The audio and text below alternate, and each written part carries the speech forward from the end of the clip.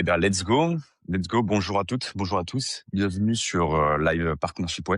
Je suis ravi de vous avoir tous aujourd'hui pour un épisode spécial avec Antoine qu'on accueille.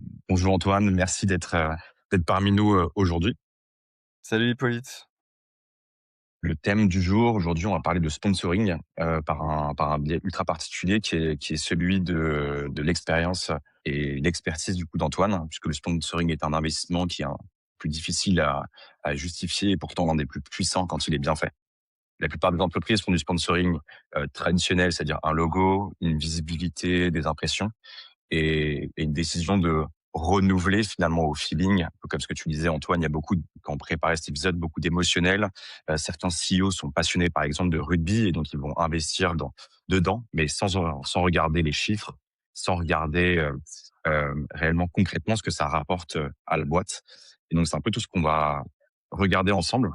Donc, toi, tu as une expertise avec la Formule 1. Donc, la Formule 1 qui est un laboratoire qui a tout réinventé parce que la F1 contient toutes les typologies de partenariats modernes, du logo, partenariat d'intégration tech, et parce qu'elle oblige les marques à penser en KPIs et pas en ego, en émotionnel. Et donc, pour parler de tout ça, donc toi, tu as 12 ans d'expérience en F1, t'es l'ancien directeur des partenariats de chez Renault F1, ancien directeur commercial de chez Alpine. Donc, ensemble, on va déconstruire tous ces mécanismes de sponsoring rentable. À la fin de ce live, vous verrez, vous comprendrez ce que c'est que les partenariats de courant F1, donc avec les différentes typologies qu'on va aborder. Comment partir avec le bon objectif et les bons KPIs marketing pour choisir les bons assets. Pourquoi le sponsoring est ultra efficace quand il est data-driven, et comment construire une vraie stratégie de sponsoring qui est pas juste on paye pour quelque chose. Et donc, pour comprendre, comme toujours, on va aborder trois parties. La première, c'est F1 comme un laboratoire avec les différentes typologies de partenariats. Ensuite, on va parler du sponsoring KPIs en partant du coup des bons objectifs. Et, à la fin, on abordera plutôt une partie sur construire une vraie stratégie de sponsoring. Je vous en dis pas plus et je souhaite la bienvenue du coup à Antoine.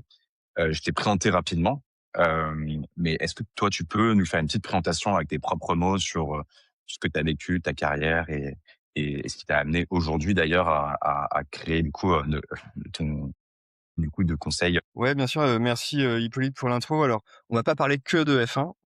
On peut en parler, beaucoup, mais effectivement aujourd'hui, on travaille et on conseille des marques sur d'autres types d'assets, de sport. Moi, je viens du monde de la tech, enfin en tout cas du hardware, à la base. Si tu veux, quand j'ai commencé, ma carrière en Formule 1, chez Renault Sport F1 en 2012. Je m'occupais vraiment de la partie commercialisation du moteur, qui était un nouveau moteur, hybride et cetera, auprès de différentes teams, de Red Bull à Lotus, en passant par Williams et d'autres. Et pourquoi j'ai fait ce move-là? Parce que la F1 est très, très tech et le produit en tant que tel, le moteur de F1 est d'une complexité qui est rare. Et donc ça me rappelait mon background, de chez, HP, des stations de travail ou des ordinateurs un univers que j'ai découvert, très sympa, et plus je m'y intéressais en fait et plus en fait on découvre, différents aspects. Et effectivement au moment où, j'étais en charge, avec d'autres, avec le directeur général notamment, la directrice juridique et d'autres de si tu veux de regarder, comment faire pour acheter, une écurie de F1, je me suis vraiment focalisé sur la partie partenariat, comment financer, les opérations. Et ça, je dirais que, c'est vrai, et c'est pour ça que, notre, je dirais notre rencontre sur Partnership Way, fait aussi du sens. C'est vrai pour tous les typologies de partenaires. On a besoin de certaines ressources, on a besoin de certains assets, qu'ils soient financiers, qu'ils soient tech, ou autres, pour faire, grandir, l'entreprise dans laquelle on est. Et effectivement après, 12 ans, à arpenter les paddocks, les pays aussi. Aujourd'hui, la F1, c'est 24 courses, alors un petit peu moins avec, ce qui se passe aujourd'hui, au Middle East, et on va voir comment justement le calendrier va pouvoir rattraper un petit peu, les courses qui ont été mis, on hold avec, la situation, actuelle au Moyen-Orient. Mais, On est l voilà, après 12 ans avoir arpenté, ces circuits et ces paddocks, j'ai décidé de créer ma propre structure, justement pour, accompagner, les entreprises à réfléchir, en amont à, comment, leverager au mieux et faire du ROI et maximiser le ROI de n'importe quel investissement qu'on pourrait avoir en sponsoring. Le sponsoring qui est quelque chose qui est pas endémique et notamment en France, où on a une culture, du sport business qui est, un petit peu à des années-lumière à ce qu'on peut voir en fait, aux US, historiquement ou en UK, qui sont d'ailleurs le siège de toutes les grosses, propriétés sportives, en Europe. Quand, je prends un exemple, hein, mais quand la NBA, décide de mettre, son siège pour développer, l'Europe, elle le fait à Londres. Pareil pour, la NFL, donc des sports qui sont très endémiques US, mais pour eux, je dirais que c'est vraiment, aujourd'hui, l'Angleterre qui lead, un petit peu tout ça. Alors en France, on rattrape très vite ça, parce qu'on a eu un super accélérateur, c'est les JO et donc on a pu exposer en fait, beaucoup, les entreprises françaises, et surtout à quel point le sponsoring peut être un des outils, parmi d'autres, de marketing, d'une entreprise et un outil, on va le voir et on va en discuter pendant voilà, pendant cet entretien ensemble et ce live, heu, qui est, heu, qui est vraiment, pluriel, qui peut prendre plein de formes différentes et qui surtout, intègre énormément, les personnes, la marque avec, l'asset sponsorisé et c'est ça qui est hyper intéressant, c'est qu'on va vraiment, mélanger de la data, avec de l'émotion et ça c'est, je dirais le gros atout aujourd'hui du sponsoring par rapport à d'autres manières de communiquer. OK, super intéressant. Merci Antoine.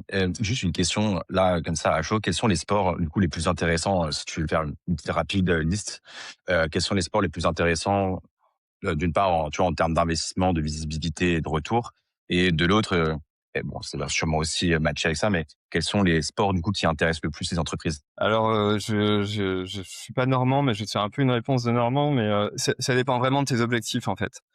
Ça dépend de tes objectifs parce que, tu as des sports qui sont, entre guillemets, «en visibilité», qui sont, très supérieurs à d'autres. On a parlé de la F1, mais je peux te parler du football, par exemple, qui en termes d'audience, de reach, est super important. Et donc tu vas toucher énormément de personnes. Effectivement, ton logo sur un maillot, après on va le voir dans notre échange, c'est pas forcément suffisant. Ça va être vraiment les plus gros assets. Les JO aussi, sont absolument énormes. Seul problème, c'est que c'est une fois tous les 4 ans. Donc qu'est-ce que tu fais et comment tu racontes l'histoire, aujourd'hui pour, les entreprises ayant investi dans les JO pour Los Angeles 2028? Puisqu'on doit déjà se projeter à 2028 et 2028 c'est loin pour beaucoup de boîtes. Hem, tu des propriétés qui sont en très forte croissance, et qui permettent de raconter cette histoire justement avec des budgets qui sont un petit peu plus limités, comme, SailGP par exemple, qui est en fait, la «Formule 1» entre guillemets de la voile. Où tu as des superbes bateaux, qui, se tirent la bourre, mais devant un public et c'est ça qui est un petit peu unique dans cette propriété, c'est qu'ils ont très bien compris chez SailGP, que, il fallait qu'on puisse avoir de l'hospitality, c'est-à-dire pouvoir recevoir des guests, pouvoir voir les bateaux et pas simplement, leur dire au revoir sur un ponton, avant de les revoir à l'autre bout du monde. Heu, c'est ce qui se passe d'ailleurs dans les courses, transatlantiques.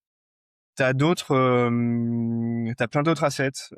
Aujourd'hui, Roland Garros, par exemple, est de mieux en mieux intégré. Ils ont une plateforme absolument extraordinaire, un hospitality, incroyable qui est vraiment best in class, qui est un peu du niveau de ce que tu peux retrouver, en F1, à travers le monde.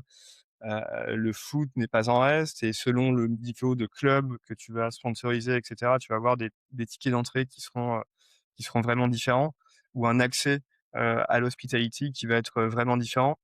Donc je dirais, c'est pas tant la question de l'asset, de la question de, où est-ce que tu vas aller et pourquoi tu veux aller vers un asset plutôt qu'un autre? Qu'est-ce que tu veux raconter comme histoire? Et c'est ça vraiment le plus important. OK, ouais, très clair. Bah, écoute, commençons déjà par celle qui t'a porté pendant quelques années. sur la F1. Et déjà, peut-être pour comprendre, aujourd'hui, tu parlais quand on préparait cette discussion, tu parlais de la F1 comme la plateforme ultime, du sport business. Hem, Pourquoi et qu'est-ce que la F1 a d'autre que les sports, enfin, qu'est-ce qu'elle a, en fait, de différent par rapport aux autres sports? En fait, la F1, quand tu compares justement, tu as 2 types d'événements, en sponsoring, tu as 2 types d'assets. Tu as des assets qui reviennent, régulièrement, une fois par an, qui sont énormes. Le Tour de France aussi, c'est un super exemple. C'est, la plus grande course cycliste au monde, une visibilité incroyable, une diffusion incroyable, c'est une fois par an et donc c'est à un moment, tu vas avoir un gros, gros, gros focus, pendant quelques semaines, là-dessus. Comme, les 24 heures du Mans, même si les 24 heures du Mans, c'est championship, mais tu vas avoir une course comme ça qui va être vraiment un gros, gros, gros highlight ou un événement type, les JO. La F1 en fait, c'est quasiment pendant 12 mois aujourd'hui, enfin c'est pendant 10 mois et donc c'est vraiment à prendre un petit peu comme une saison, et donc ça va t'accompagner en fait au fur et à mesure de la saison. Donc tu vas avoir 24 courses, 24 moments où tu vas pouvoir prendre la parole et raconter quelque chose. Et donc ça, c'est l'avantage des championnats, je dirais, par rapport, au one-off event. Et la F1, si tu veux, elle va blender, elle va mélanger, plein, plein de choses. Elle va mélanger, de la visibilité, TV énorme, 1,5 milliard cumulés. C'est aujourd'hui, la plus grosse, audience pour un sport qui est annuel, devant d'autres. Alors évidemment, le foot est supérieur, hein. Si tu ajoutes, la Ligue 1 à la Première Ligue, à la Liga, à la Serie A en Italie et cetera. Mais je dirais en tant que, entité en tant que telle, c'est le plus gros. Donc tu vas voir, c'est Peut-être que très, du très coup, fort. la différence, c'est quand on parle de foot, en fait, il faut que tout le monde soit branché pour regarder la télé, alors que là, en fait, chacun est lié avec une équipe et donc qui sont un peu toutes disparates et que les gens ne vont pas te suivre du coup tous les matchs. Alors que là, si tu suis les écuries, tu suis du coup toutes les courses, je me souviens plus du nombre de courses. En fait, tu sais qu'il y a 1,5 milliard de téléspectateurs qui vont suivre les courses toutes les semaines et il y a pas en fait plein de mini courses en fait tout autour. Ouais, ouais, alors, tu as qui vont pas, regarder les 24 courses, hein, parce il faut se réveiller tôt quand, tu es en Asie et tu es au Japon, tu regardes la course à 6 heures du mat ou en Australie. Mais ouais, effectivement, tu as ça, tu as 11 teams aujourd'hui. Pendant très longtemps, il y en a eu 10 et si tu veux, c'est une ligue fermée. Et ça aussi, c'est une grosse, grosse différence, un petit peu sur le modèle américain. Donc tu as une valeur de franchise qui est énorme, par team. Heu et je dis toujours, tu as aujourd'hui 22 pilotes de F1 dans le monde. Des pilotes de chasse, tu en as des centaines. Des joueurs de foot, tu en as des milliers. Des pilotes de F1, tu en as que 22. Donc c'est, vraiment l'élite, l'élite, l'élite. Pour, y arriver, il faut avoir gagné, avant la F4, la F3 au niveau régional, au niveau, local, donc pays, régional, donc Europe, continent, ensuite mondial pour pouvoir, gravir les échelons et pour être vraiment au top du top. Donc tu as des athlètes, si tu veux, qui sont, des méga stars, tu as une audience qui est mondiale et tu as ensuite, 2 autres éléments essentiels qui sont une hospitalité qui est absolument incroyable. Donc l'hospitalité, en fait, c'est simplement l'endroit dans lequel, on va être reçu pour regarder la course, donc que ce soit dans les gradins, dans les tribunes ou que ce soit dans des, hospitalités un peu plus, VIP avec, la coupe de champagne et je dirais les food and beverage, ou alors que tu sois dans du vrai, vrai, vrai money can't buy, c'est-à-dire à l'intérieur du paddock. Quelque chose que tu ne peux pas acheter, même si tu dis, «Je veux, en dépensant, 1 000 000, 2 000 000 accéder au paddock», tu vas pas pouvoir. Il va falloir être partenaire de l'écurie. Ça, c'est du vrai money can't buy.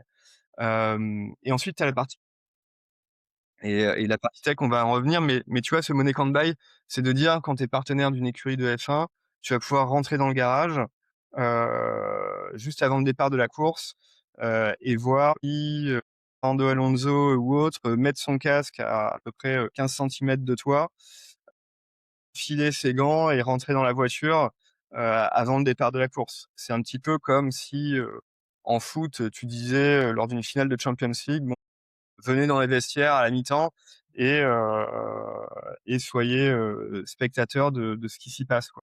Et donc ça, ça a une vraie valeur. Et donc ça, du coup, cette valeur, c'est du coup, je vois effectivement, c'est super intéressant de pouvoir, offrir ce genre de choses aux partenaires. Et si on revient du coup là-dessus, quelles sont aujourd'hui ces différentes, hem, typologies de partenaires qu'on retrouve, en F1? Si tu peux me donner un peu une cartographie, sachant que tu as déjà parlé, brièvement de tech, tu as brièvement tu as parlé Ouais. d'activation, en tout cas expérientielle sur l'hospitalité et l'événement client. Ouais, donc tu as différents types effectivement de typologie de partenariat. Tu vas avoir, la partie association. Donc je suis partenaire de, je dis n'importe quoi, mais allez, on est en France, Alpine F1 Team. Donc j'ai le droit d'utiliser, le logo, qui est d'ailleurs BWT Alpine F1 Team, c'est le nom commercial puisque tu as un partenaire titre BWT qui est associé, au nom de l'écurie.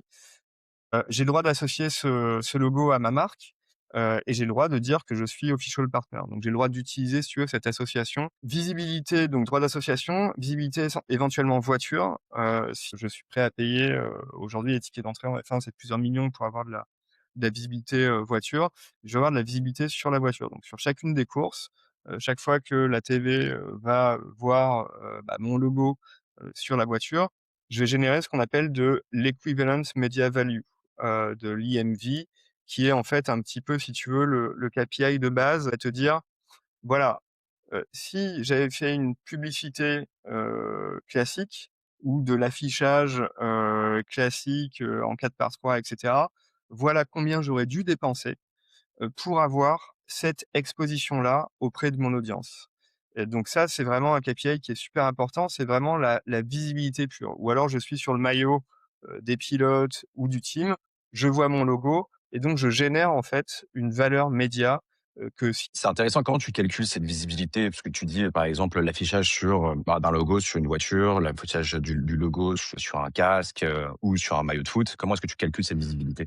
alors tu passes par des third parties, donc des entreprises qui sont spécialisées là-dedans. Évidemment, si c'était, les teams qui le faisaient, tout le monde, remettrait un petit peu en question, forcément les datas. Donc tu dois passer par des entreprises qui s'en occupent, qui sont des entreprises de référence. Donc tu as Nielsen, qui est, probablement aujourd'hui le plus avancé, qui a la meilleure méthodologie, qui va donc regarder les audiences, qui va regarder ta visibilité, qui va ensuite, selon ta visibilité, qualité du logo, la taille du logo, qui va retravailler ça et donc qui va réduire, si tu veux, ton exposition avec ce qu'on voit vraiment. Parce que, je dis n'importe quoi, mais, une voiture, qui est filmée de loin, qui avance très vite, on va pas pouvoir voir le logo. Une voiture qui a une caméra on board et sur ton halo ou dans la voiture, tu vas voir, le logo qui va pas bouger dans un coin, ça va avoir une valeur qui va être bien supérieure. Donc il va retravailler tout ça et va te donner à la fin, donc ça peut être Nielsen, il y en a d'autres, hein, il y a, Kantar, Mediolia, Ookit qui est dans Circle et cetera, sur la partie social media et donc en fait, toutes ces entreprises vont te donner, ta valeur et la valeur de ton team, la valeur aussi de chacun de tes partenaires. Donc chacun des partenaires, on va faire un report si tu veux en mode quarterly, et lors d'une, QBR, on va te dire: «Bah, voilà, aujourd'hui on a, généré tant et tant de media value». Alors tu peux exploser tes chiffres parce que, tout d'un coup, je dis n'importe quoi, tu as fait un podium, ta voiture elle va être plus filmée. Tu vas voir tes pilotes, qui vont monter, sur la boîte, en brandissant le trophée et c'est là d'ailleurs que tu vas avoir des brandings un petit peu différents, tu vois? Le branding qui est, typiquement, sous les avant-bras, c'est un branding qui sert que pour le podium. Donc c'est un branding qui sert que quand tu lèves la coupe et que tu vois, si tu veux, ta marque qui est là. Donc celui-là, il est un petit peu osé, mais pour des teams et ça c'est vrai dans n'importe quel sport, pour des teams qui sont performantes, c'est que c'est un emplacement qui est, un emplacement de choix, en fait. Donc voilà, tu vas vraiment pouvoir suivre ça et ça, c'était la partie visibilité et après tu as tout le reste. Tu as tout ce que tu vois pas, en fait, à la télé et ça, aujourd'hui, c'est je peux pas dire le plus important, mais quasiment. Tu vas voir la manière dont tu as utilisé l'hospitalité, dont j'ai parlé, le réceptif, pour, tes négociations B2B. Tu fais du retail, tu vas inviter, tes wholesalers, tes distributeurs, tes gros clients, qui vont passer une journée absolument extraordinaire. Étant donné qu'une course, de F1, ça dure pas 90 minutes, tu as pas que 15 minutes de mi-temps pour parler de business. Tu vas pouvoir, en parler, toute la journée parce que tu vas avoir des choses, avant la course, après la course et tu vas avoir le temps de parler business. Et puis la dernière, typologie, je dirais, dans les partenariats, c'est vraiment, le côté ultime de l'intégration. Comment j'intègre ma solution, comment j'intègre ma technologie, mon produit avec le team et que je crée, quelque chose, qui n'existait pas avant. Et ça, tu parlais de notamment, en disant que finalement, enfin, si on doit juste faire un focus du coup sur cela, quand on discutait, tu parlais qu'il y avait pas mal, une certaine de boîtes tech qui avaient investi en F1 parce que c'était un laboratoire assez ouvert pour la tech. Enfin, pourquoi? Est-ce que tu peux nous en dire peut-être un peu plus du coup sur cette typologie de partenaire? Ouais, en fait, et c'est pour ça aussi que la F1 est, un petit peu, je dirais le pinacle du sport business. C'est une équipe sportive, mais c'est aussi une boîte, une PME, hein, à, 1 200 personnes à peu près, qui travaillent dans une écurie de F1. Un budget entre, aujourd'hui, alors certes, c'est capé par la réglementation, donc tu as une limite, mais ça prend pas en compte plein de choses. C'est un peu plus de 300 millions d'euros de budget, 350, drivé par la performance. Et donc du coup, en fait, sur ces 1 200 personnes, tu vas avoir, 1 000 ingés, à peu près, 1 000 ingénieurs. Tu vas avoir, cinquantaine, soixantaine de personnes, au marketing. C'est aussi un studio, entre guillemets «intégré». Et puis, tu vas avoir évidemment la partie, mécanicien et cetera en piste, et tu as tout intégré verticalement. Donc en fait, c'est une PME qui est ultra tech focus et qui fait tout de A à Z. L'idée d'un ingénieur qu'il a et son dessin en CAD sur son plan et le moment où tu vas, ce qu'on appelle courser la pièce qu'il a dessinée, tu vas avoir 8 semaines. Dans l'automobile normale, c'est à peu près 3 ans, le lead time. Donc tu passes en fait de, quelque chose qui est, ultra parce que le lead time, ça prend du temps dans la production, il va falloir trouver le bon supply, il va falloir tester. Tu vas faire tes, MTBF, tes medium time before failure et cetera. Un truc qui est, ultra compact, avec les meilleurs ingénieurs de la planète, qui viennent de, l'aérospatiale, de, chez Alpine, on a des gars qui viennent de la NASA et cetera, avec une trentaine de nationalités différentes. Top du top, qui va travailler avec un objectif, faire la voiture la plus rapide avec des domaines particuliers. Donc tu en as qui vont être, au top dans, l'aéro, d'autres dans, la mécanique et cetera. Et donc tout ça va être ultra condensé. Pour une boîte de tech qui arrive là-dedans, c'est génial, parce que, tu appuies sur le bouton, tu sais qu'une semaine après, que ce soit, les data scientists, que ce soit, si tu veux, les personnes qui travaillent sur la partie CFD ou autre, ils vont te sortir un truc quasiment immédiatement. Et donc tu vas avoir cette itération et cette boucle d'itération extrêmement rapide, qui va faire que, quand tu investis en tant que boîte tech là-dedans, tu vas tout de suite voir les bénéfices. À un tel point que tu vas pouvoir créer de l'IP ensemble, de la propriété intellectuelle ensemble. Tu vas dire: «Tiens, j'utilise ce labo à ciel ouvert parce que les gars sont hyper flexibles, hyper agiles, hyper rapides et surtout complètement intégrés», pour dire: «Moi, voilà ce que je vous apporte. J'apporte mon background IP, l'écurie apporte son background IP et ensemble, on va créer quelque chose qui n'existe pas». Et on va créer donc de l'IP, donc ce qu'on appelle le foreground IP, qui va être, créé à partir de ces 2 IP différents pour créer quelque chose qui n'existe pas. Et ça, si tu veux, c'est la grande, grande force de la F1 par rapport à d'autres sports, c'est que en même temps, c'est une entreprise et c'est une entreprise de tech. Donc si tu veux, tu as le côté sportif avec, les athlètes, les pilotes, leur entraînement et cetera. Et puis tu as le côté, voilà, homme plus machine. Et ça, tu le vois aussi sur d'autres sports où, il y a vraiment que la F1, ou tu le vois sur d'autres sports actuellement, voire peut-être d'autres sports aussi qui sont émergents? En voile, c'est ce que tu as vraiment avec SailGP, qui a un petit peu répliqué ce modèle-là. Et si tu veux, c'est la même chose, hein, la dynamique des fluides, c'est exactement la même chose, quand tu parles de voile et quand tu parles de F1. Donc on a vraiment ce même modèle. Dans les sports, si tu veux, qui nécessitent aucune machine, évidemment, tu l'as beaucoup moins parce que tu es sur de la performance pure de l'athlète. Par contre, ce que tu vas regarder dans ces sports-là, donc je te parle du football, du rugby, Tennis, c'est un peu différent parce que tu as de la tech aussi dans la raquette, hein, le paddle, c'est pareil, et cetera. Donc, tu vas pouvoir aussi développer des choses, mais tu vas être limité vraiment à ton instrument.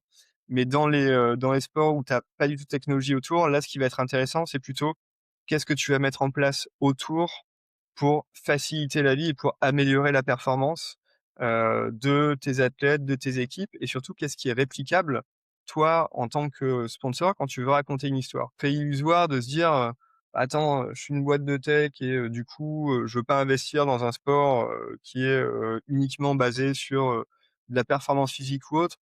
Parce qu'en fait, souvent, on se trompe en se disant, bah, il faut qu'il y ait quelque chose de concret qui en ressorte. Mais, parfois, il y a des choses, qui sont très concrètes, mais qui sont sur les process, par exemple, qui sont sur, comment je vais arriver à gérer le stress, qui sont sur, comment face, à une énorme pression, je vais pouvoir, y voir clair, rentrer, dans ce qu'on appelle la zone, et pouvoir prendre les bonnes décisions.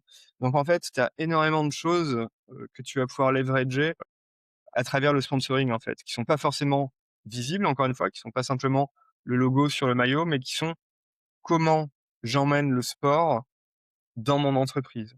Comment ça va servir mon entreprise? Est-ce que ça va le servir pour une partie business, donc j'ai besoin d'hospitalité, de réceptif? Est-ce que ça va servir sur la partie perfo, où j'ai besoin de créer de l'IP et donc je vais aller dans un sport qui soit très tech?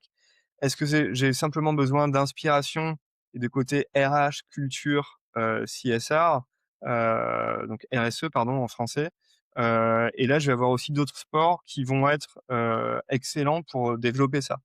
Donc, ça va vraiment dépendre de tes objectifs, en fait. Donc ça, ces éléments, c'est un peu les différents signaux, qui permettraient en fait à une boîte SaaS, ou une personne du coup qui nous écoute en partenariat, qui pourrait se dire: «OK, bah, en fait, c'est ça qui va déterminer, si, ce type d'asset ou ce type de stratégie, partenariat pourrait lui correspondre», c'est ça? Ouais, en fait, tu vas avoir 2 choses. Tu vas dire: «Quelle est aujourd'hui ma problématique?» et nous, c'est la manière dont on travaille chez Noxen Consulting, c'est qu'on part, d'abord, en fait, du challenge. C'est quoi aujourd'hui le challenge, de l'entreprise? C'est, je manque de notoriété, j'ai une notoriété énorme, mais je manque de préférence de marque. Donc on me connaît, mais on me choisit pas forcément, et cetera. C'est, j'ai un produit que je veux vraiment mettre en avant et que personne ne connaît, mais le produit, il est top. Donc j'ai besoin d'ambassadeurs, j'ai besoin de personnes qui vont, montrer au plus grand nombre que ce produit est top.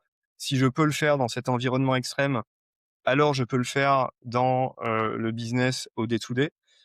Et ça, c'est ce qu'on appelle les endorsements. Donc, tu vois, les athlètes, stars ou les teams qui vont vraiment, mettre en avant, un produit, une techno, et cetera. Donc en fait, tu vas vraiment partir de la problématique et ensuite, les éléments qui peuvent te dire: «Tiens, je dois y» c'est de dire: «Voilà, j'ai loupé, ou alors j'ai un objectif business, mais j'arrive pas à transformer. J'ai un pipe, de fou, mais à chaque fois, on n'y arrive pas. J'ai besoin de quelque chose pour aller au-delà. J'ai besoin d'un outil pour, bah, travailler mes relations parce que je sais pas, je suis, dans le partnership, alliance avec des gens et cetera et oui, on fait plein d'events, tout le temps, mais on n'arrive pas à créer cette relation différente. Cette relation différente, tu la crées en l'emmenant ailleurs, en fait, en déplaçant et en sortant entre guillemets des bureaux, des uns et des autres, en vivant quelque chose, ensemble qui soit différent et qui soit pas justement du pur business et c'est là que tu vas vraiment créer ta relation. Donc en fait, ça part vraiment de ce challenge-là et une fois que tu as ce challenge où tu dis: «Voilà», une fois que tu arrives à identifier quel est mon plus gros challenge, eh bah, tu nous contactes et on échange et on te guide vers qu'est-ce qu'il faut faire, où est-ce qu'il faut aller, de quoi tu as vraiment besoin si tu veux, bah, pour perdurer et puis pour, voilà, pour créer quelque chose qui soit différent, pour créer de l'émotion. OK, c'est intéressant. J'ai pas vu cette vision de, en fait, finalement, sponsoriser, c'est pas simplement de la visibilité, mais utiliser l'hospitality pour, avoir, en fait, tout un cadre permettant d'inviter, des clients et donc là, c'est plutôt sur la rétention, voire de l'upsell, en fait, des clients.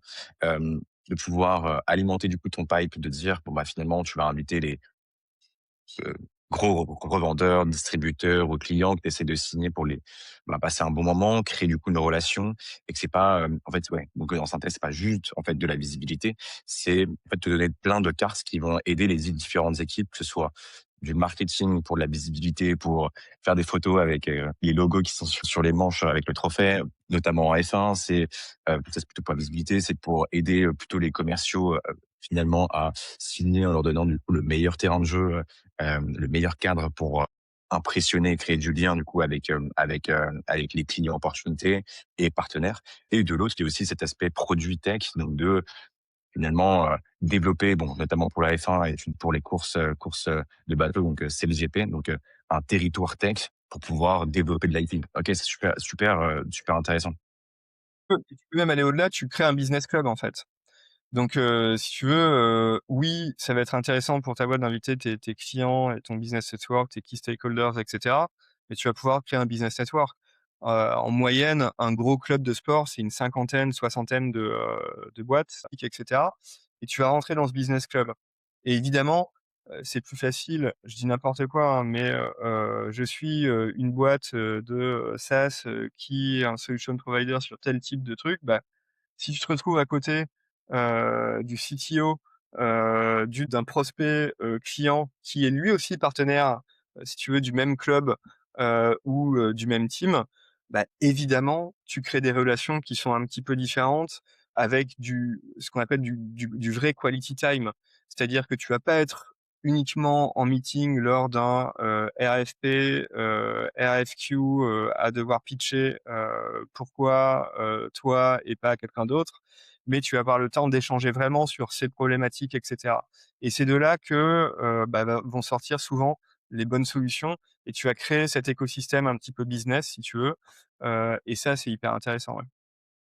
Et peut-être pour aller un peu plus loin, toi aujourd'hui tu parles de en fait, dans le sponsoring, il faut être très KPIs, data driven. Intéressé de savoir en fait, tu as déjà commencé à parler de certaines KPIs et de voir, bah, déjà, comment est-ce que tu crées en fait, enfin, comment tu détermines, tes KPIs et objectifs, même si tu as commencé à parler de certains sujets, et de voir comment est-ce que tu réconcilies, parce que tu parlais aussi d'émotionnel. Comment est-ce que tu réconcilies émotionnel et KPIs? Alors, les KPIs, il faut les définir en fait au début, dans, la première approche, si tu veux, on va découvrir ensemble, avec l'entreprise, avec la marque. C'est dire voilà, aujourd'hui, si vous investissez, là-dedans, qu'est-ce que vous allez regarder? Est-ce que vous allez regarder, je dis n'importe quoi, hein, mais l'overall opinion, sur tel et tel pays, sur la France? Est-ce que vous allez regarder le purchase funnel? Est-ce que vous allez regarder, en fait, nombre ou ton ratio de closing, par rapport à ton pipe? Quels sont les KPI que vous, en interne, vous allez regarder? Et nous, en fait, on va travailler, si tu veux, en support du CMO, en support, du CEO pour dire: «Nous, on est là pour vous aider à atteindre vos objectifs». Ça, c'est l'objectif numéro un, si tu veux, du sponsoring. Ça va être vraiment une corde, à l'arc pour atteindre tes objectifs business. Évidemment, il y a aucune boîte, aujourd'hui qui est pas là, qui est là en sponsoring pour ne pas vendre plus, de voitures quand c'est dans l'automotive, solutions quand c'est, dans la tech et cetera. Tout le monde le fait avec ce rôle-là. Mais ce qu'il faut faire, c'est bien définir ses objectifs KPI parce que c'est ceux que tu vas garder et que tu vas suivre, en fait, tout au long de la vie de ton partenariat. Le partenariat dans le sport, notamment, tu peux pas faire un partenariat d'1 an, ça sert à rien. Tu vas perdre de l'argent, tu vas pas pouvoir leverager quoi que ce soit et du coup, tu vas investir, des dizaines de milliers d'euros, des centaines de milliers, voire des millions pour rien parce qu'ensuite plus personne va se souvenir de toi. Donc c'est minimum 3 ans et en général, les partenariats qui fonctionnent, c'est des partenariats qui durent 10 ans, 15 ans et donc tu vas suivre tous ces KPI là dans des quarterly business review. Et cette quarterly business review, ça va aller de, vraiment, encore une fois, l'équivalent média que tu auras généré, tes points de notoriété qui ont augmenté ou non dans un marché parce que tu likes à ce sport. Ça va être ton business que tu auras généré indirectement parce que tu vas regarder qui tu as invité et si ça t'a permis de, closer, les deals, ou non. Ça va être aussi dans l'utilisation de tes assets. Ce qu'on va regarder dans les QBR, ça va être comment tu as utilisé tes assets parce que malheureusement, un partenariat qui n'est pas activé, qui n'est pas utilisé, parfois on prend énormément de temps pour négocier le contrat, pour avoir plein de droits et puis ces droits, on les utilise pas parce qu'on met tout là dans l'acquisition des droits et rien du tout dans le budget d'activation. Un budget d'activation doit être au moins équivalent à celui de l'acquisition des droits, et ce que nous, on recommande, c'est qu'il soit 2 fois supérieur à celui de l'acquisition des droits. Je mets 1 million pour être visible sur, la manche d'un, maillot de foot. Je mets 2 millions en activation pour le faire savoir. Si personne, ne le sait, et avant, si tu veux, dans le sponsoring, tout le monde pensait que rien que le fait de voir le logo à la télé, ça suffisait. Non, ça suffit pas. Derrière, il faut raconter l'histoire. Il faut dire: «OK, pourquoi on est là et qu'est-ce qu'on propose?» Et donc ça, c'est, donc voilà les éléments essentiels, qu'on suit en termes de data quand on fait un partenariat. Donc on est OK, ouais, vraiment dans très la clair. du CMO, quoi. Très clair. Je mets juste une pause pour ceux qui nous écoutent. N'hésitez pas, s'il y a des questions, posez-les du coup dans le chat et nous on prendra dès qu'il y a une question, on prendra un moment là à la fin de la discussion pour y répondre. Et puis sinon, on va continuer l'échange. Et puis s'il n'y a pas de questions, on continuera jusqu'à la fin du live. Bon, c'était une petite pause interruption. OK, c'est intéressant. Tu as déjà vu en exemple peut-être, une boîte qui justement, tu vois, n'a pas enfin, un exemple flagrant de d'un partenaire qui avait des droits et malheureusement n'avait pas réussi à activer derrière? Parce que comme tu disais, donc, tu mets de l'argent pour finalement, pour acheter ton emplacement, pour sponsoriser et si tu mets rien derrière, quels étaient ces exemples flagrants? Si tu peux citer une boîte et ce qui a été fait pour, bah, peut-être, comment dire? Soit compenser, soit, je vais dire, peut-être faire une QBR et dire: «Bah, en fait, il faut rediriger pour aller vers le succès». Faire du, finger pointing, en disant, «Tiens, telle boîte a mal bossé», mais typiquement quand tu acquiers des droits, en fait, pas dire que tu acquiers des devoirs, mais, je te donne un exemple. Tu es un sponsor en F1, tu as, allez, 30 paddock clubs par an. Les paddock clubs, c'est, entre guillemets «la loge», donc VIP en F1, tu es au-dessus du pit lane et cetera. C'est quelque chose qui coûte cher, et puis tu vas avoir une visite de garage et cetera. Tes marchés principaux, ça va être, la France, ça va être, les US. Bah, quand, tu as, tes 30 places, il va falloir les remplir, mais donc les clients ou les je sais pas, les sales que tu vas inviter parce qu'ils ont gagné une incentive, ça a été les meilleurs sales, tu vois, du quarter et cetera, et tu vas les emmener là-bas. C'est très bien d'avoir ces droits, mais il va falloir les faire, voyager, il va falloir les loger. Heu, à Monaco, si ton marché clé, c'est la France, tu vas l'emmener par exemple à Monaco. Pour te donner un ordre d'idée, les hôtels, ils font pas déjà à la nuit, hein, parce que c'est, 5 nuits minimum, et si tu veux, garder ta personne à Monaco, tu t'y prends en général, allez, 8 mois à l'avance parce que sinon tous les hôtels sont pleins, et le Novotel, si tu veux, de base, il va être à 8 000 € pour les 4 jours. Donc si tu veux ça, si tu l'as pas anticipé, bah, c'est embêtant parce que, du coup, tu vas pas pouvoir utiliser cet asset-là, et ça arrive plein de fois où en fait on sous-estime ce budget, d'activation pour pouvoir bien utiliser les droits, et ça, c'est dommage, et c'est pour ça que c'est bien d'être conseillé en amont pour dire: «Attention, peut-être qu'il faut pas se focaliser sur négocier plus, d'hospitalité, parce que ça va vous coûter, derrière très cher, mais peut-être qu'il faudrait plutôt, une apparition, ce qu'on appelle une appearance, d'un pilote, pour, créer, tu vois, une vidéo, sur les social media, quoi. Ça coûtera beaucoup moins cher et ça aura peut-être beaucoup plus d'impact. OK, c'est intéressant. Donc là, tu parles effectivement de ce qui manque, généralement dans les choses auxquelles finalement les entreprises, ne pensent pas. Donc tu parles en fait d'un plan d'activation finalement. Ce serait quoi du coup le plan d'activation idéal? Puisque, on a vu la stratégie où il faut, bah, déjà bien placer du coup les objectifs business, définir l'audience. Tu parlais aussi de territoire géographique et maintenant du coup sur l'activation, il faut, bien penser à l'hospitality, réserver les hôtels ou ce genre de choses. Comment est-ce que tu crées du coup un bon plan en fait, d'activation, sponsoring et qu'est-ce qu'il faut pas oublier, comme ce que tu as évoqué du coup sur la réservation des hôtels notamment? En fait, ce qu'il faut, c'est vraiment bien raconter l'histoire et bien la raconter sur la durée.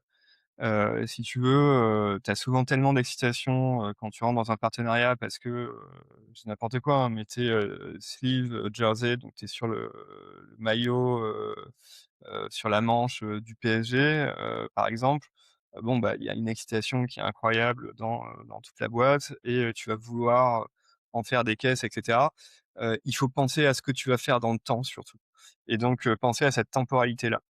Penser que, bah, tu vas expliquer le début, de la saison, le milieu, la fin. Donc si tu veux, le storytelling va être hyper important. Donc bien, te diriger vers la partie marketing com pour dire: «Voilà, en communication, comment on compte, monter en puissance». Il va falloir surtout être prêt, c'est déjà arrivé, c'est pour ça que je te parle d'expérience, prêt à célébrer. Si ça arrive, tu gagnes quelque chose, un match important, une course importante, un championnat, il va falloir être prêt à déployer ça. Quand tu es dans un grand groupe, mondial, et que, ça t'arrive, tu gagnes, c'est n'importe quoi, hein, mais, une course cycliste, un match super important, la Champions League, un championnat de F1, il faut être prêt ensuite à tout déployer au niveau des régions, au niveau des pays et cetera. Ça nous est arrivé, chez, Renault d'être, champion du monde si tu veux, à une époque, j'étais pas encore là et rien n'était prêt dans les concessions. Tu Les posters n'étaient pas prêts, et cetera, parce que ça se jouait, si tu veux, à tellement peu, à la fin de la saison et cetera, que le temps de faire tout valider, de tout dé et de faire, si tu veux, que, ça descende jusqu'à, au plus petit représentant de la marque, si tu veux, tu pas prêt. Ça, c'est dommage parce que c'est une opportunité simplement que tu loupes et donc tu aurais pu avoir un ROI qui soit bien, bien plus important, tout simplement parce que tu as pas su, saisir ce moment où tout d'un coup ta perf elle explose et arriver à bien le relayer et donc aujourd'hui arriver à bien relayer une très bonne perf, ça c'est un outil qui est, hyper important et il faut vraiment y penser donc préparer, tout ce qui est marketing matériel avant, hyper important. Penser à bien faire et ce que je recommande toujours, des business case. Pourquoi on en F1? Il faut que ça aide le sales, demain, si c'est un objectif, si tu veux d'augmenter les ventes, de convertir du pipe et cetera, il faut que ça puisse aider. Donc comment on utilise ça, dans mon, sales deck tous les jours pour dire: «Bah, voilà, si on arrive à le faire dans cet environnement-là extrême, on arrive à le faire dans le business, de tous les jours». Et ça, il y a franchement peu d'entreprises qui, le font et qui le font bien. Ou alors elles le font, mais après 2 temps de partenariat quand, il y a une vraie demande qui remonte, si tu veux, du field, au marketing en disant: «Les gars, vous avez pas pensé à nous». Hem Et puis je dirais le dernier conseil, c'est, mettez en avant le côté émotion et le côté partenaire. On est partenaire quand on perd ensemble et quand on gagne ensemble aussi. Je trouve que raconter, si tu veux, même quand il y a des échecs ou quand il y a des moments difficiles, l'histoire de pourquoi on est partenaire, ça rajoute encore plus de valeur parce que c'est pas de dire voilà, on est opportuniste et on veut juste, avoir un ROI de, 3x, 5x, 10x parce qu'on va avoir des super perfs par rapport à, l'argent qu'on a investi, mais ça va être là aussi dans les moments qui sont difficiles et ça c'est hyper important, c'est hyper important pour le team. Là, je te parle du, côté right holder évidemment, détenteur de droits, mais c'est aussi hyper important pour, l'entreprise qui sponsorise. Parce que ça montre, qu'au-delà de ça, c'est, du RSE, c'est de la culture et c'est une culture de dire: «Oui, les échecs nous apprennent, quelque chose et donc on va se relever ensemble et on va gagner ensemble». OK, ouais, c'est intéressant et de voir du coup de partager à la fois les succès et les échecs en interne et de construire du coup un narratif. Ça, c'est vraiment sur le côté émotionnel et si on devait voir, sur la valeur, du sponsoring, Ouais. hem, comment est-ce que tu mesures la valeur d'un sponsoring? Comment est-ce que tu vas le défendre, en interne auprès aussi de ton partenaire pour après, bah, renouveler, si ça a bien fonctionné? Enfin, qu'est-ce que tu affiches? Ouais. Ce que tu vas regarder donc dans tes QBR, c'est tous les KPI que tu as définis et dès que ce que tu veux absolument éviter, c'est te retrouver donc, d'être là, quand tu signes le deal et te retrouver 3 ans après en disant: «Bon, ben, on fait quoi? On fait quoi avec ce partenariat? Ça nous coûte, 3 000 000 par an. Est-ce qu'on renouvelle ou pas?»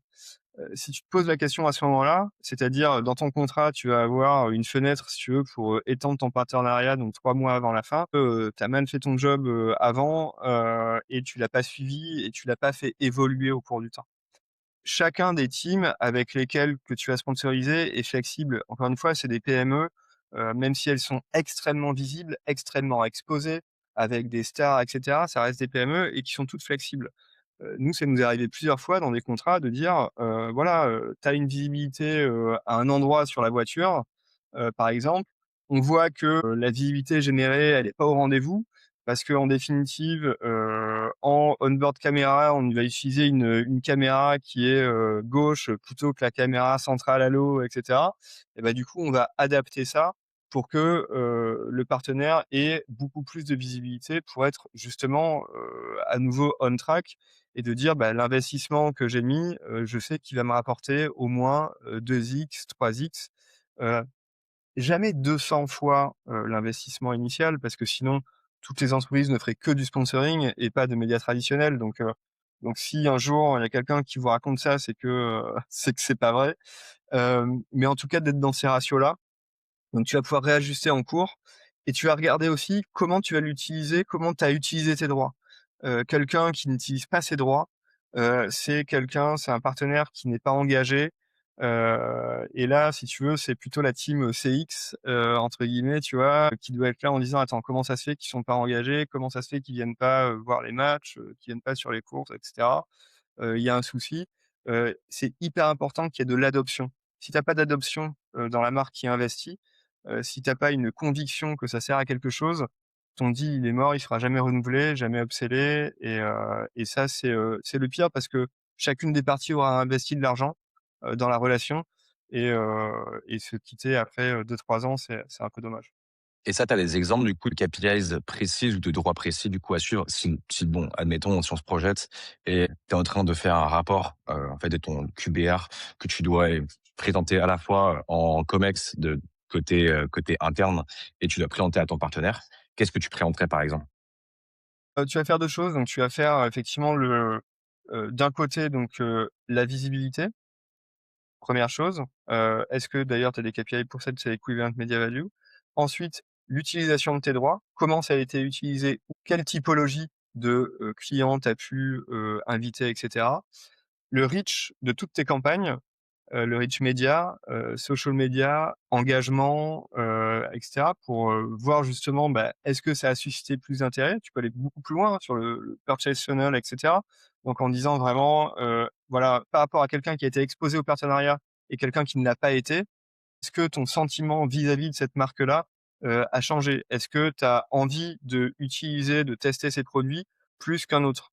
Alors si c'est pas plus, c'est inquiétant parce que ça veut dire que la personne exposée n'a pas vu de valeur dans le partenariat, donc ça veut dire que ton storytelling, il est pas bon, il faut complètement le changer. Et puis à la fin, et c'est ça le plus important, c'est de dire voilà comment par rapport à, tous ces éléments-là factuels, qui sont data, donc ton taux d'utilisation et cetera, quel a été l'impact par rapport à tes KPI initiaux? Est-ce que j'ai combien de business j'ai généré en plus? Combien, de notoriété j'ai généré en plus? Combien de overall opinion j'ai généré en plus? Et donc ça, c'est une chose que tu peux faire uniquement entre guillemets «à la fin de l'année» avec des reports qui sont vraiment séparés en disant: «Voilà, je compare la situation, à l'instant T, début du partenariat, pré-annonce, annonce et cetera, vie du partenariat et à la fin de l'année, voilà exactement ce que j'ai généré. Combien j'ai dépensé, combien j'ai généré». Voilà, et tu as ton ROI et tu as ta discussion effectivement niveau, COMEX qui peut s'engager en disant: «C'est bien, on continue dans cette direction» ou alors: «Maintenant le KPI il a changé parce que notre awareness elle a explosé, notre notoriété a explosé, donc maintenant je veux travailler quelque chose d'autre» et donc là on va, si tu veux, accompagner les entreprises pour redessiner le partenariat et même si c'est en cours de OK, intéressant. On a une question de Nicolas, je pense qui était liée à ce que tu disais du coup juste avant sur mettre du budget, sur budget partenariat, donc investissement et budget du coup activation. Qui nous demande, on parlait de 3 € d'activation pour 1 € d'investissement. Est-ce que c'est toujours le cas en termes de ratio? ouais, tu peux avoir moins quand tu as des activations qui sont comprises, dans l'investissement.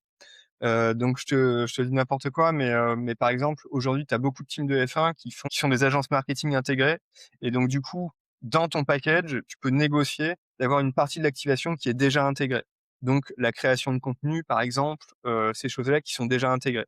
Donc du coup, tu peux faire baisser ce ratio au minimum du minimum qui est du 1 pour 1. Mais effectivement, le 1 pour 2, moi, ce que je disais, ce que je recommande, c'est du 1 pour 2. 1 pour 3, encore mieux. Encore une fois, ça dépend vraiment de, quel droit tu as dans ton contrat. Parce que tu peux avoir effectivement des droits qui sont assimilables à de l'activation et je pense notamment à la partie content. OK, c'est clair et OK et qu'est-ce que du coup, tu vois, si on se projette et qu'on est, en fait un B2B SaaS, tu vois, classique, qu'est-ce que tu recommanderais du coup à une boîte, par exemple, qui nous écoute, pour se lancer, sur du sponsoring? C'est quoi, les assets de sponsoring que tu recommanderais, même avec, par exemple, budget du classique, voire un budget modeste et qui fait qui En fait, tu peux commencer en commençant doucement, en commençant, entre guillemets «petit» avec, des budgets qui sont quasiment que de l'activation. C'est-à-dire, je veux pas avoir un gros logo sur, mon maillot, sur, mon écurie, sur mon asset. Tu peux commencer à quelques dizaines de milliers d'euros, mais c'est quand même quelques dizaines de milliers d'euros, à être partenaire de, ça va vraiment dépendre de, encore une fois, tes KPI, mais tu vois, même être partenaire de quelque chose de local, si toi, ta «zone de chalandise» entre guillemets, est locale, ben, ça fait du sens. Si tu es au niveau, national, ça va être en général quelques centaines, de milliers d'euros. Mais ce qu'il faut se dire surtout, c'est que c'est pas une pièce jetée en l'air en disant, «Ouais, c'est cool, si la team performe, je vais avoir l'investissement». Si par contre, les performances, elles sont pas là, bah, je vais perdre de l'argent. Donc si tu veux, c'est pas de l'argent qui est perdu, c'est de l'investissement marketing et ça c'est le truc le plus important. C'est de l'investissement marketing au même titre que, une présence, sur, un salon, au même titre, que, un déj, client. Alors certes, il en faut plusieurs, pour être, à ces niveaux-là d'investissement, mais c'est exactement cette même relation. C'est quel outil je veux pour créer une relation qui soit différente et qui soit en dehors du business, qui apporte de l'émotion. Et ça, si tu veux, c'est, applicable à partir de n'importe quelle bourse. Voilà, si je suis dans la tech, évidemment, le sport auto aujourd'hui, c'est un régal parce que c'est des techs qui sont ultra avancés. Aujourd'hui, l'IA est sur toutes les louches et t'échanges avec des personnes qui sont ultra avancées aussi, dans ce qu'ils font. Donc, si tu veux, d'ingé à ingé, les gens se régalent, en général.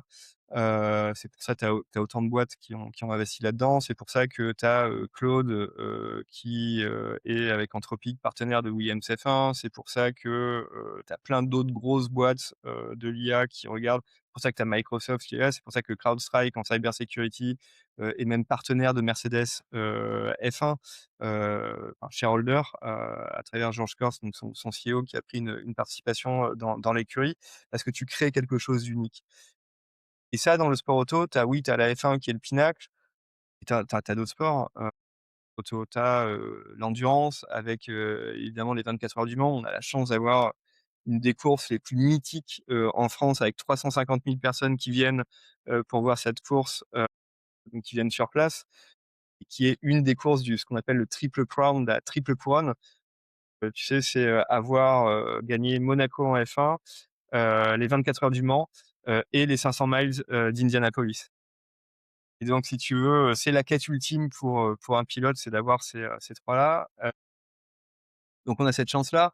On a CLJP qui est beaucoup plus abordable en termes de budget, avec un Team France, qui est excellent, qui performe, hyper bien, qui est leadé par Stéphane Candler, le CEO. Tu as plein de choses qui sont plus locales. Si tu veux juste de l'hospitalité pour passer des bons moments avec tes clients et cetera, bah, tu peux être partenaire, d'un club, de foot, de, tennis et cetera. Enfin, tu as énormément de choses. Ce qu'il faut encore une fois, c'est bien définir qu'est-ce que je veux faire, et pourquoi je veux le faire et voilà et nous, c'est pour ça qu'on est là.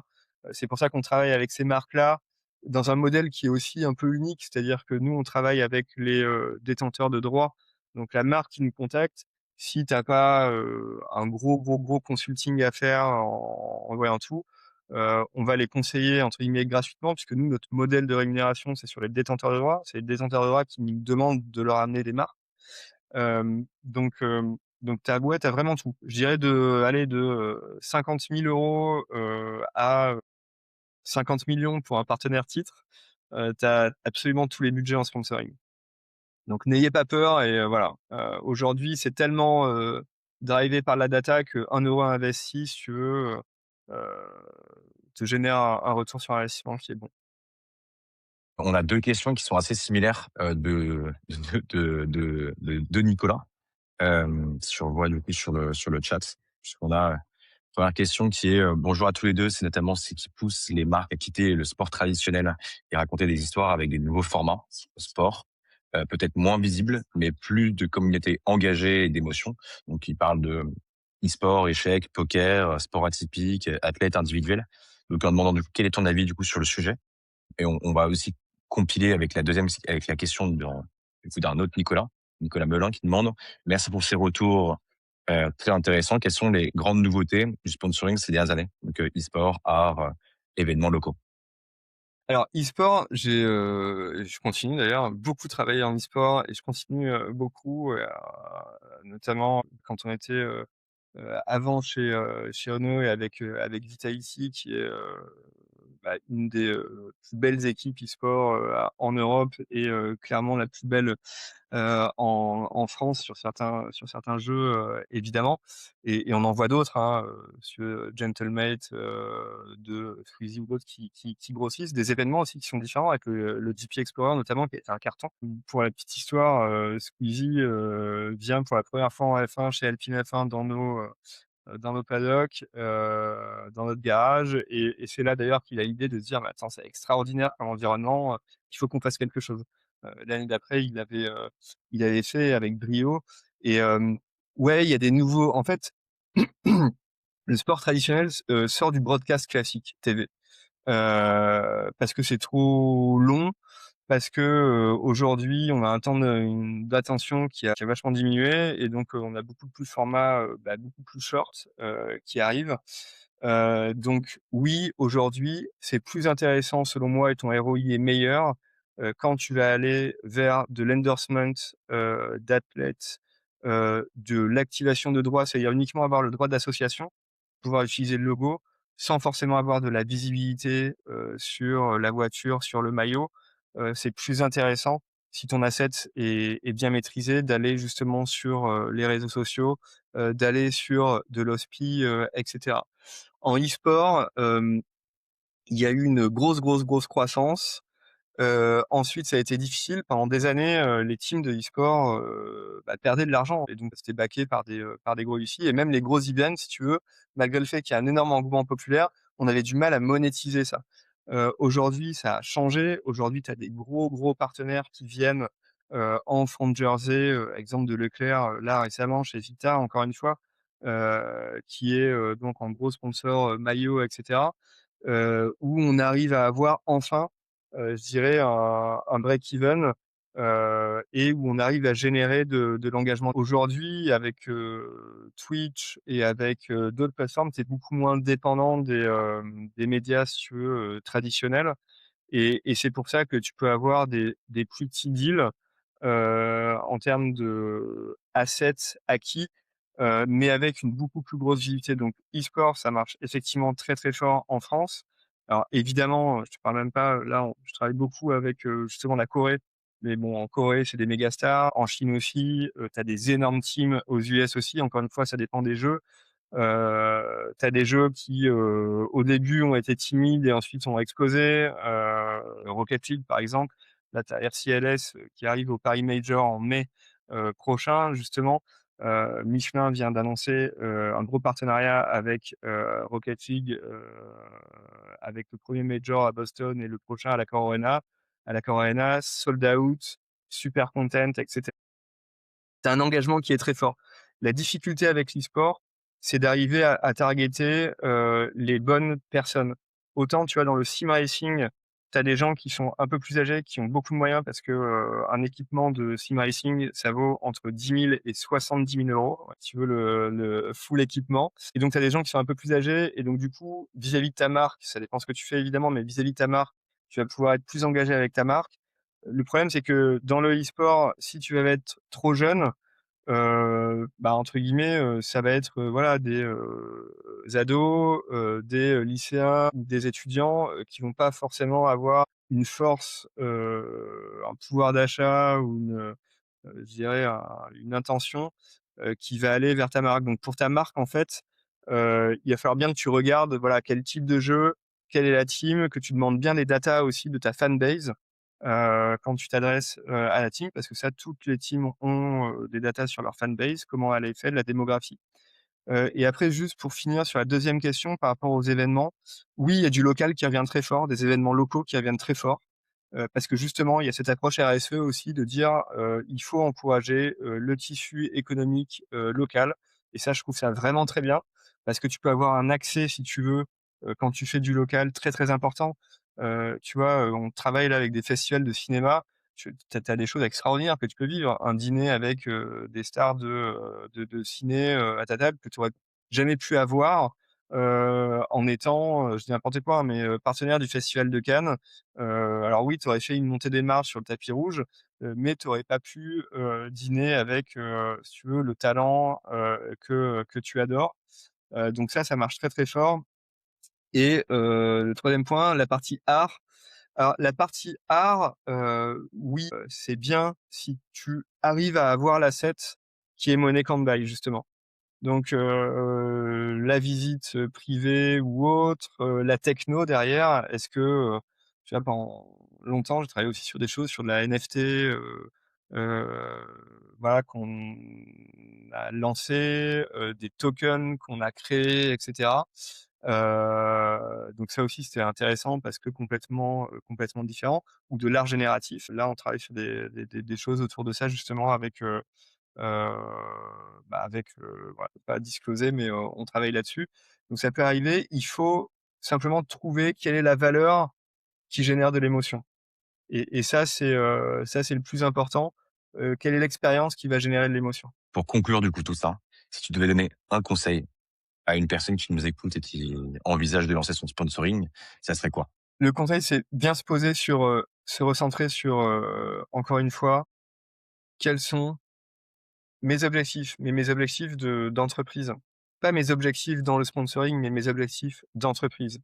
L'année prochaine, je veux aller dans tel pays où je veux faire grossir les équipes et j'ai besoin de culture, où je veux se recentrer sur ces objectifs. Et ensuite, une fois que tu as bien défini, tes objectifs, en interne, c'est hyper facile de trouver, chaussure à son pied et qui va générer un super ROI et donc il y aura aucun risque. OK, c'est trop cool. Merci beaucoup, Antoine. Grâce à toi, tu m'as vraiment ouvert un monde sur le sponsoring, parce que j'avais pas du tout cette perspective sur la partie activation et tout ce que ça peut servir. Déjà avec le commun des mortels, pense surtout, bah, sponsoring égale, logo, placé, visibilité et c'était ultra intéressant. Merci de nous avoir partagé, ton expertise sur le sujet au travers de ce que tu as vu avec la F1 et les autres sports. Vraiment trop cool et puis merci m'avoir aidé à préparer cette discussion. Je viens de passer 1 heure super intéressante. Bah, écoute, je t'en prie, Pauline, j'espère que ça vous a plu aussi, ça a plu aux personnes connectées et ça leur donnera des idées. Mais voilà, ne pensez pas, simplement que c'est, forcément, voilà, quelque chose parce qu'il y a un CEO qui est passionné d'une chose. Si c'est bien utilisé, c'est un outil qui est, éminemment puissant, parce que, voilà, on arrive à mettre de l'émotion sur quelque chose et voilà, c'est hyper important et passionnant. Merci à tous, d'avoir été présents et puis, bah, je vous retrouve très bientôt avec un nouvel invité. Très bonne journée et à bientôt sur, Partnership Way. Ciao. Salut tout le monde.